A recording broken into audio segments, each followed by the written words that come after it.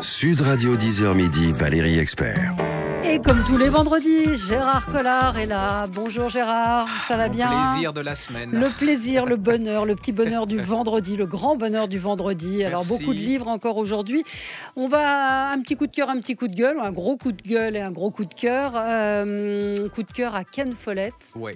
Ken Follett, l'auteur de Génialissime, Les Piliers de la Terre, qui a décidé de faire don de 150 000 euros à la Fondation du patrimoine. Il a été très touché par l'incendie de Notre-Dame et il s'était engagé à écrire une nouvelle de 80 pages sur Notre-Dame. Et ce texte, qui s'est vendu à plus de 110 000 exemplaires, a rapporté 150 000 euros. Et donc cet argent, il va le verser non pas à Notre-Dame, mais ça va permettre la restauration de la cathédrale Saint-Sanson à Dole, en Bretagne. Et alors moi qui suis légèrement breton, je peux vous conseiller d'aller à Dole parce que c'est sur la ligne de TGV et les gens s'arrêtent à Saint-Malo mais ils ne s'arrêtent jamais à Dole et c'est une très très très très jolie ville. Voilà. Et puis le coup de gueule, c'est pour faire suite à votre coup de gueule de la semaine dernière. C'est la poétesse Amanda Gorman, vous savez, cette jeune femme qui était intervenue pendant l'investiture de Joe Biden.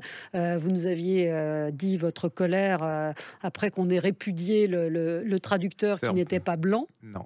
Eh bien, ça c'était au Danemark, et là il s'est passé la même chose en Catalogne.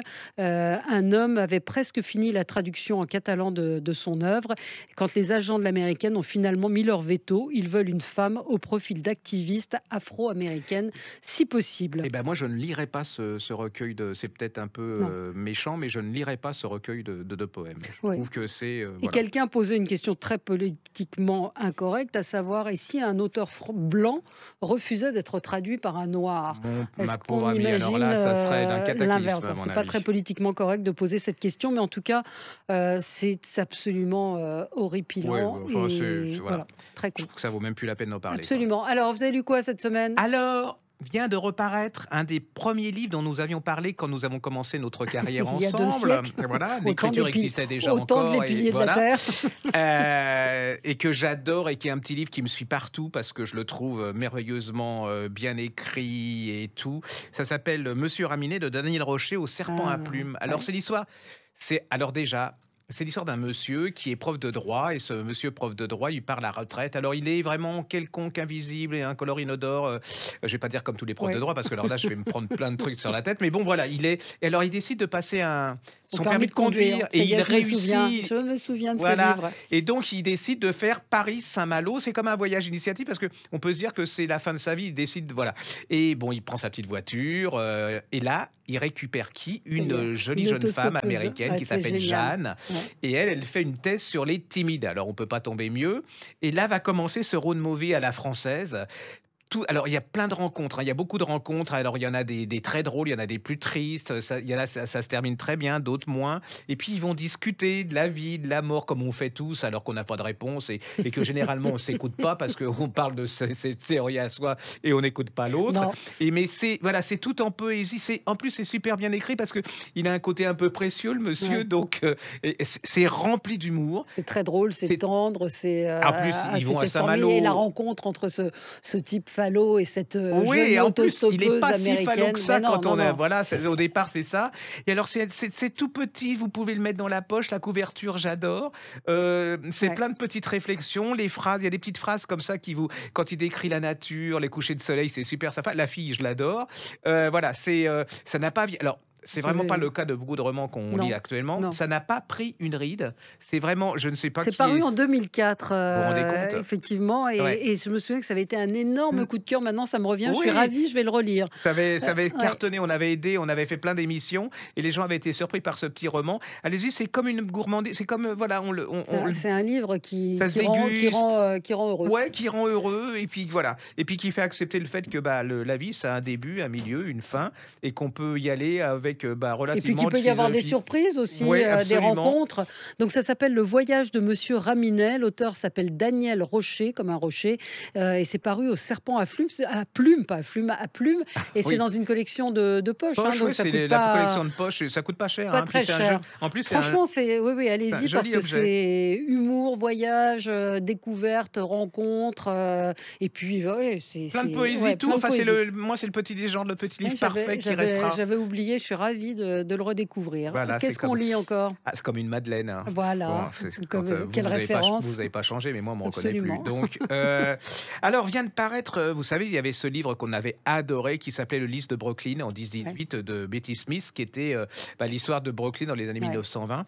Et là vient de paraître Tout ira mieux demain, toujours ouais, de la célèbre Betty Smith. Ce sont des livres cultes, hein. Le Lys de Brooklyn, c'est devenu quelque chose de. Et là, à mon avis, ça va être la même chose. Parce que j'avais un peu peur, je me dis: «Oh, on va ouais. se refaire», et pas du tout. On retrouve, avec une jeune fille qui s'appelle Margie Shannon, hein. Elle vit à Brooklyn. Alors elle est travailleuse, moi je la trouve assez pétillante, elle a envie de vivre, elle a surtout envie de sortir de sa Ouais, condition, quoi. ouais. Voilà, elle va tomber amoureuse voilà, comme on tombait amoureux vous savez, vous le croisez dans la rue à Le Brooklyn. coup de Vous imaginez foudre. bien Brooklyn Ouais, avec ouais. c'était pas le Brooklyn avec les grands immeubles et tout ça, bobo, c'est pas, Williamsburg avec, toutes les grandes marques. Non, non, là, c'est le Brooklyn des pauvres, c'est de là que partent, les Italiens, les Irlandais et tout. Et là, c'est sa vie. C'est sa vie pour essayer Portrait de de s'en cette femme. sortir. Et ça va pas être forcément le gars qu'elle aime, avec qui elle va se marier. Ça va pas être du tout forcément ce dont elle rêvait. Il y a plein de rencontres, il y a plein de luttes. On est dans la tête de cette jeune femme voilà, c'est la vie, elle n'est pas forcément comme on la rêve.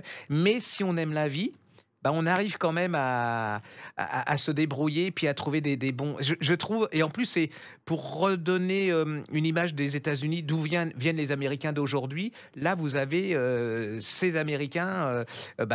Alors, c'est la première génération, enfin, la première Mmh. génération, je veux dire, c'est des Américains italiens, irlandais, c'est pas les mêmes forcément que ceux qu'on a maintenant, qui viennent Ouais, ouais, d'Amérique ouais, du Sud. C'est pas c'est la même, pas même culture, hein. Ça veut pas dire que ceux qui sont il doit se repasser la même chose, mais pas dans les mêmes quartiers, dans les quartiers latinos et hispaniques de New York. Allez-y, c'est tout en fraîcheur. J'ai adoré ce bouquin, quoi. Je veux dire, ça fait du bien parce que j'en ai un peu marre des gens qui sont malades, qui se ouais, suicident, des oui, minorités, machin, des trucs.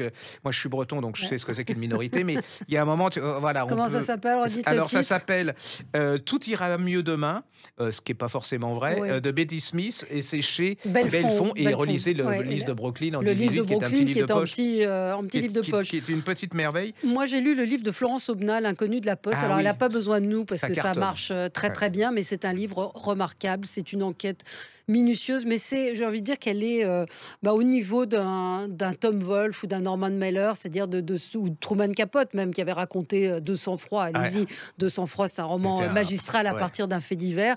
Elle part d'un fait divers et elle enquête sur ce qui s'est passé. Cet acteur, Gérard Thomasin, une postière un peu dépressive qui est assassinée. Il est mis en cause, il disparaît. Elle a mené une enquête vraiment implacable, et puis surtout, elle a un talent fou pour raconter cette histoire. Ouais. Elle a un style, elle a une manière de romancer tout en étant très proche de la vérité. Franchement, moi, je ne l'ai pas lâché.